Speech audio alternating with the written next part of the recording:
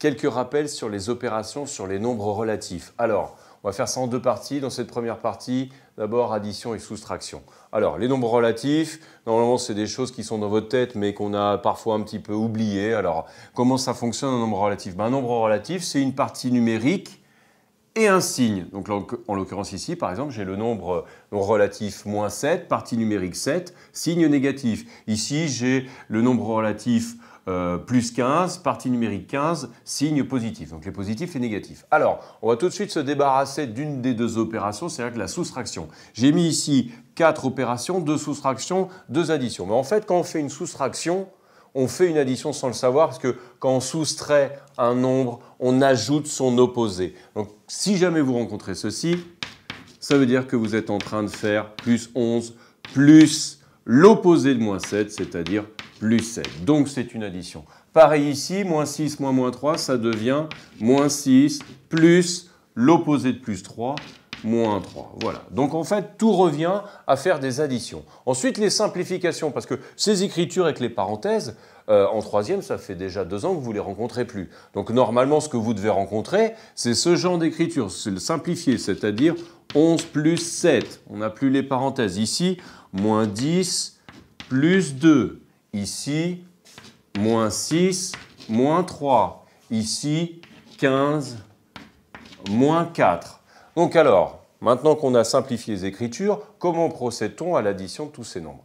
Pour les additions, c'est très simple. Vous devez penser à votre porte-monnaie. Voilà, ça c'est votre porte-monnaie, c'est votre fortune. Chaque fois que vous avez un nombre positif, c'est de l'argent qui rentre.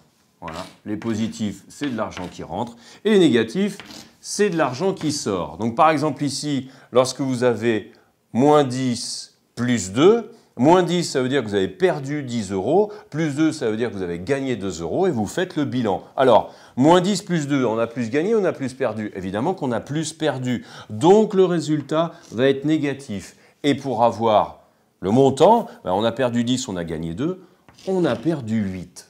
Ce qui se trouve dans les livres sous la forme un peu plus formelle, de dire quand les deux nombres sont de signes contraires, le signe de résultat, c'est le signe du plus fort des deux nombres. Ici, le plus fort, c'était moins 10, c'est lui qui a donné le moins.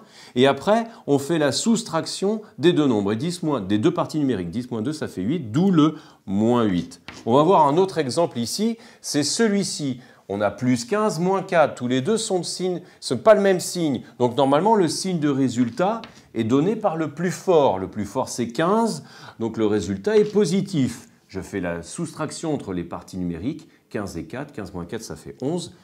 Le résultat, c'est plus 11. Mais moi, je ne fais pas comme ça. Je conseille plutôt à mes élèves de dire « j'ai gagné 15 euros ». J'ai perdu 4 euros. J'ai plus gagné ou j'ai plus perdu? J'ai plus gagné. J'ai plus gagné combien? J'ai gagné 11 euros. Parce que quand vous gagnez 15 euros et vous perdez 4 euros, vous avez gagné 11 euros. Alors que se passe-t-il maintenant quand les signes sont les mêmes? Quand les signes sont positifs, on savait le faire avant les nombres relatifs. 11 plus 7, ça fait 18. Mais je peux aussi dire j'ai gagné 11, j'ai gagné 7, j'ai gagné 11, j'ai gagné 7, j'ai gagné 18.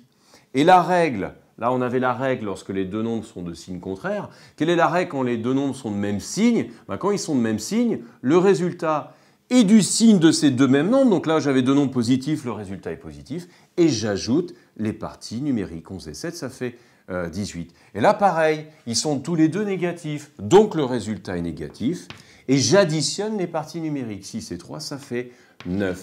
Le signe est donné moins et moins. Voilà. Et 6 et 3, ça fait 9. Mais je peux aussi raisonner avec mon histoire de porte-monnaie. Moins 6, j'ai perdu 6. Moins 3, j'ai perdu 3. J'ai perdu 9 euros. Voilà. Donc, pour les additions et soustractions, pensez bien à différencier ces deux cas, quand les deux nombres sont de signes contraires, quand les deux nombres sont de même signe. Mais revenez toujours à cette histoire de positif, j'ai gagné, négatif, j'ai perdu. Et comme ça, vous pourrez additionner sans trop de difficulté.